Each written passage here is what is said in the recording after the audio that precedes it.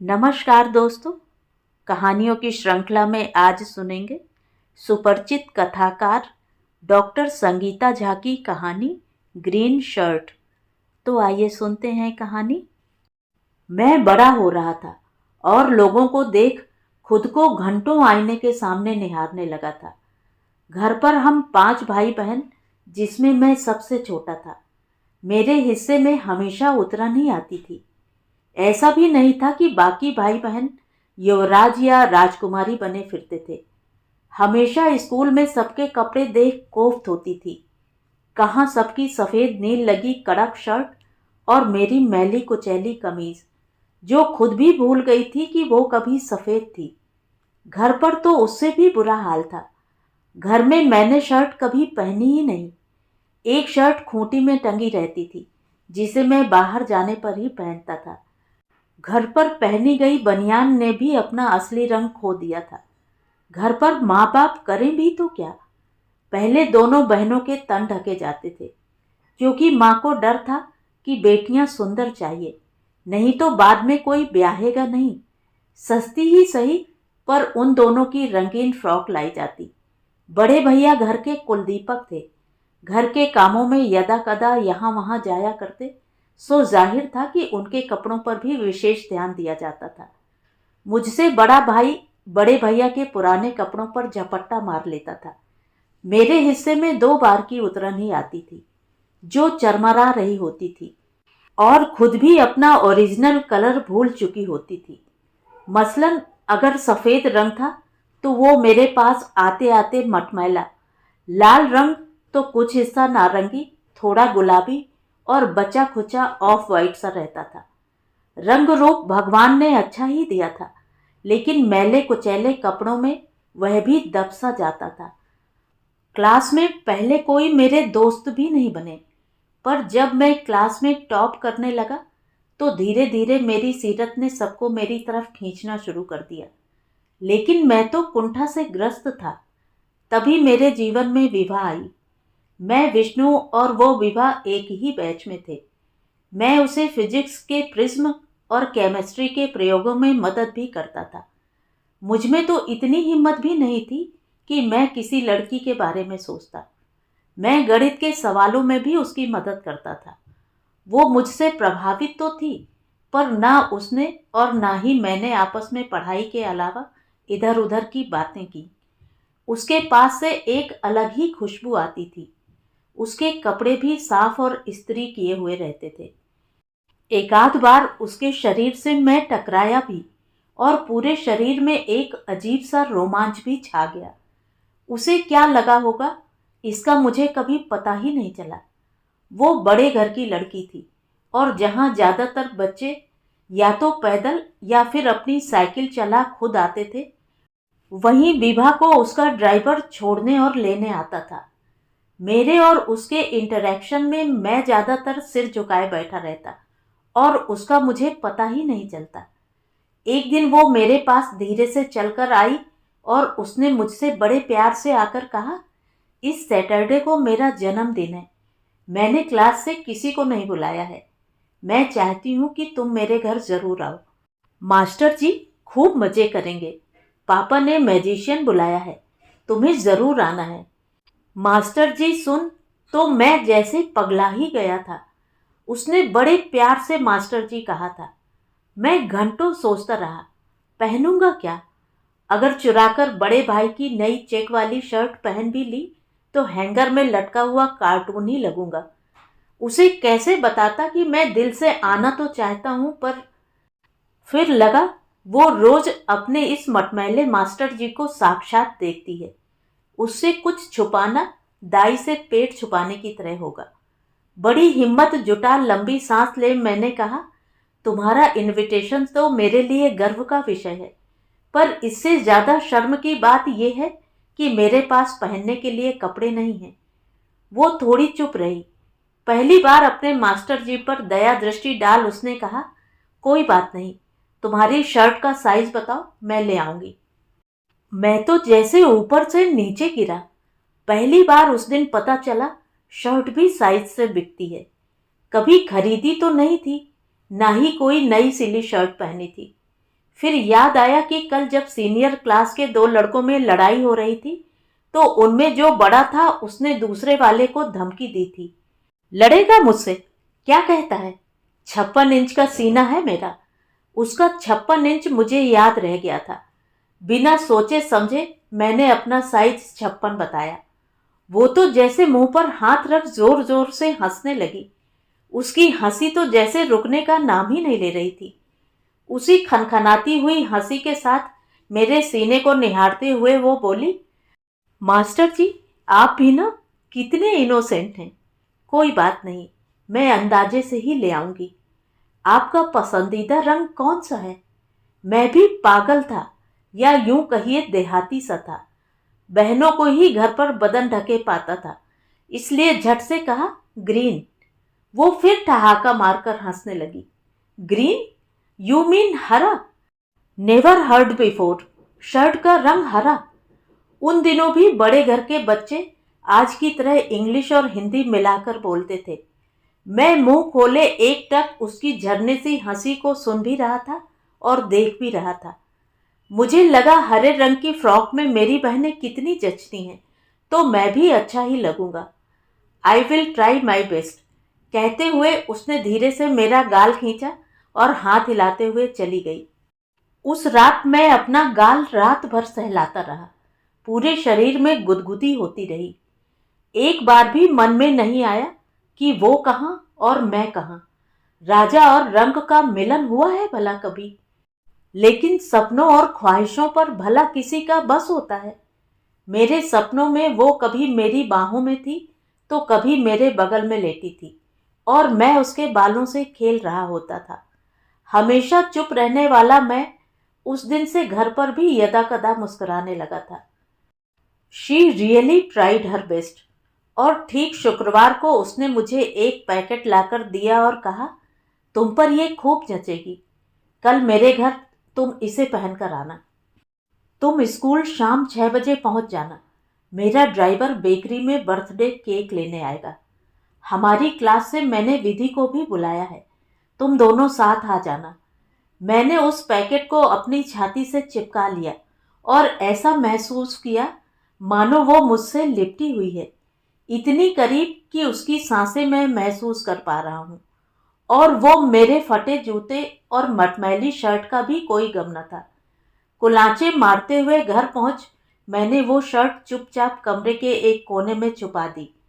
डर था कि अगर मेरे भाइयों की गलती से भी नजर मेरी इस माशूका पर पड़ गई तो वो इसे झपट लेंगे। रात को चुपचाप वो पैकेट ले मैं स्ट्रीट लाइट के नीचे गया और खोलकर देखा तो मैं तो दूसरी दुनिया में चला गया। उसमें एक पोलो का चिन्ह बनी हुई ठीक मेरे साइज की गहरे हरे रंग की टी शर्ट और एक छोटे से लिफाफे में 100 के 5 नोट थे। साथ में हस्तलिखित एक पत्र भी था। मास्टर जी, ये टी शर्ट तुम पर खूब फबेगी और इन रुपयों से एक बनी बनाई खाकी रंग की फुल पैंट ले लेना और एक इत्र की बोतल भी। हमेशा की तरह आपसे पसीने की गंध नहीं आनी चाहिए। मैं तो ऊपर से नीचे तक पसीने से नहा गया। ये पसीना गर्मी का नहीं, उत्तेजना का था। दिल में एक हुक सी हुई, वो मुझे सूंघती भी है। दूसरे दिन स्कूल जाने के बदले अविनाश स्टोर जा पहली बार किसी दुकान में पहनकर रेडीमेड खाकी पैंट ली। एक इत्र, मोजा, रुमाल, साबुन और 100 रुपए में जूते लिए।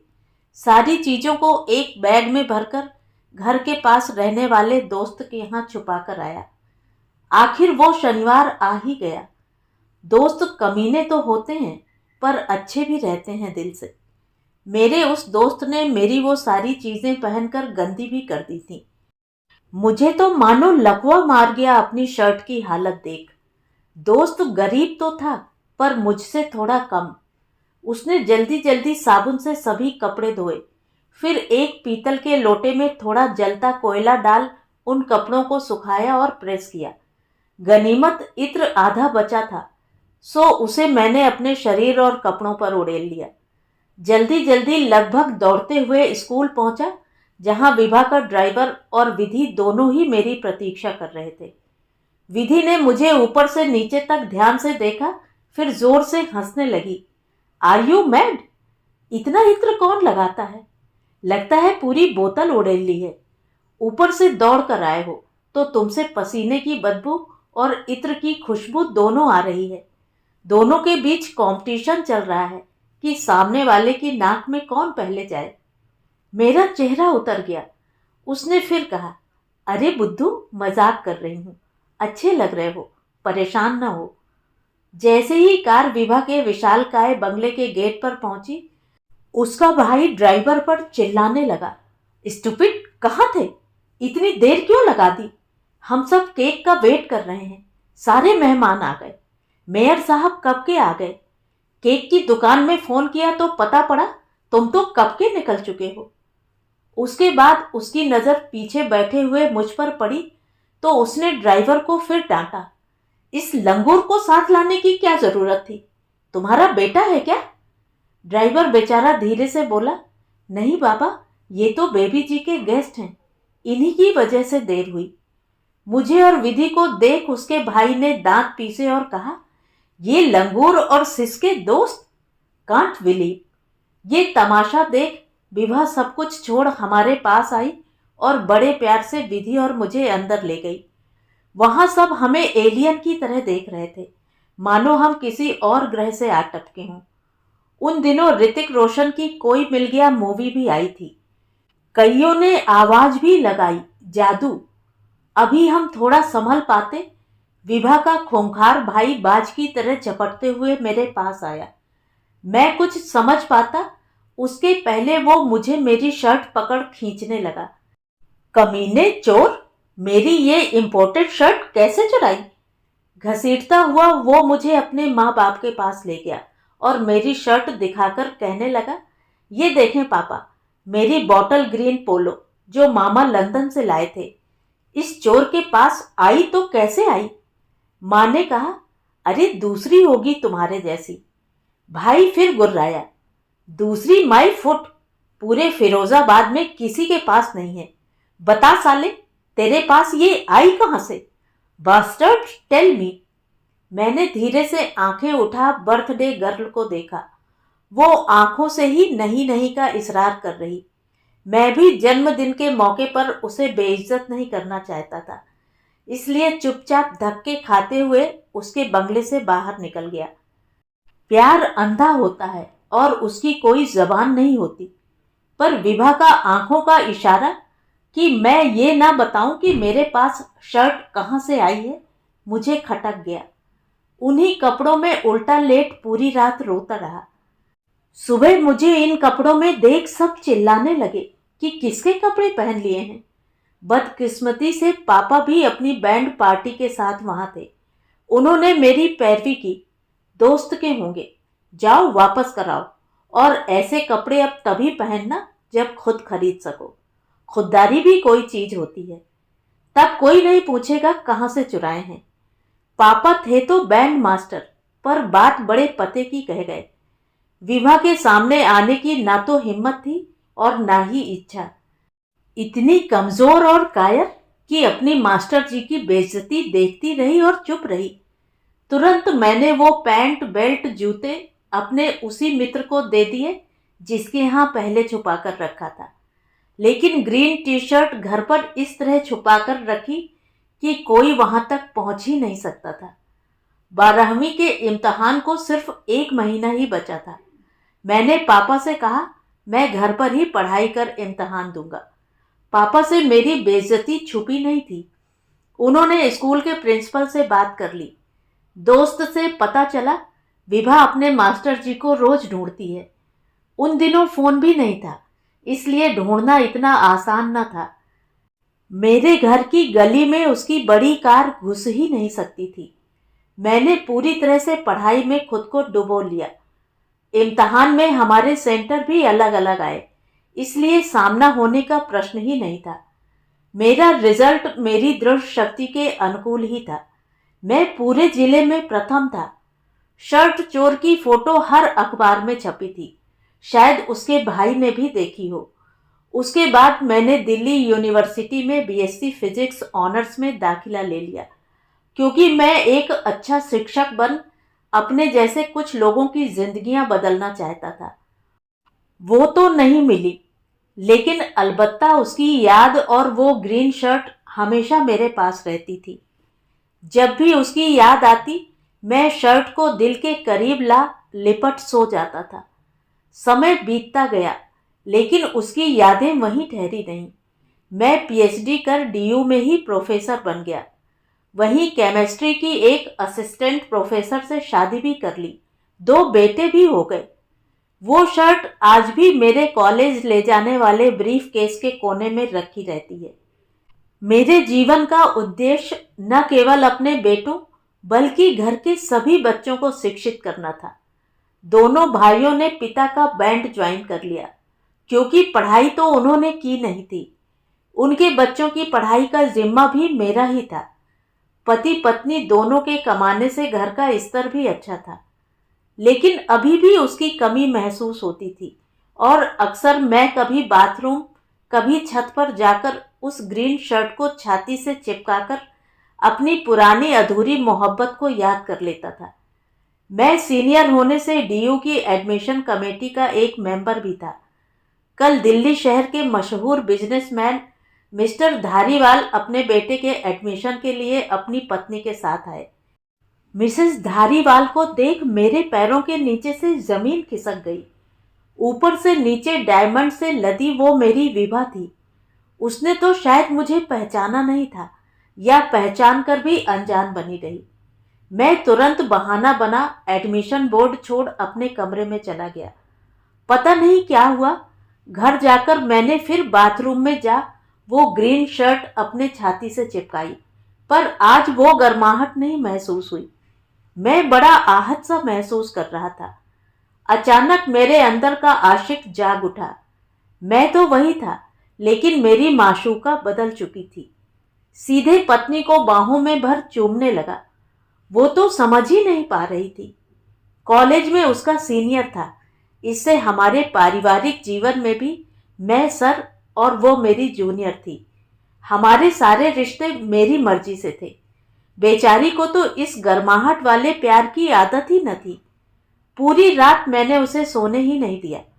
आज भी मेरी ही मर्जी उस पर सवार थी। मैं भी बहुत तरोताजा महसूस कर रहा था। शाम को जब घर वापस आया तो नौकरानी उस ग्रीन शर्ट को फाड़ घर की डस्टिंग कर रही थी। मैं वापस उस टी शर्ट को अपने बैग में रखना भूल गया था। नौकरानी ने मुझे जब उस फटी टी शर्ट को घूरते पाया तो बोली, साहेब जी, आपके बाथरूम में हमें ये पुरानी शर्ट मिली, बहुत सॉफ्ट है। मेम साहब से पूछकर ही इसके 2 टुकड़े कर लिए हैं। आधे को डस्टिंग का कपड़ा और आधे को पोंछने के लिए रख लिए हैं। कपड़ा भी मजबूत है।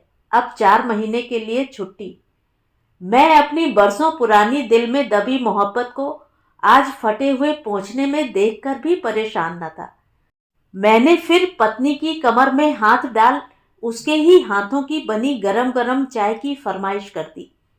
नौकरानी और बच्चे भी पत्नी के साथ मेरे अंदर के नए इंसान को देख आवाक थे। तो ये थी कहानी। कहानी आपको कैसी लगी कमेंट करके ज़रूर बताएं। और अगर मेरे द्वारा सुनाई हुई कहानियाँ आपको अच्छी लगती हैं और आप मेरे चैनल पर पहली बार आए हैं तो चैनल को सब्सक्राइब ज़रूर करें, लाइक करें और अपने दोस्तों और परिचितों में शेयर भी करें। बेल आइकन दबाना बिल्कुल भी ना भूलें। धन्यवाद।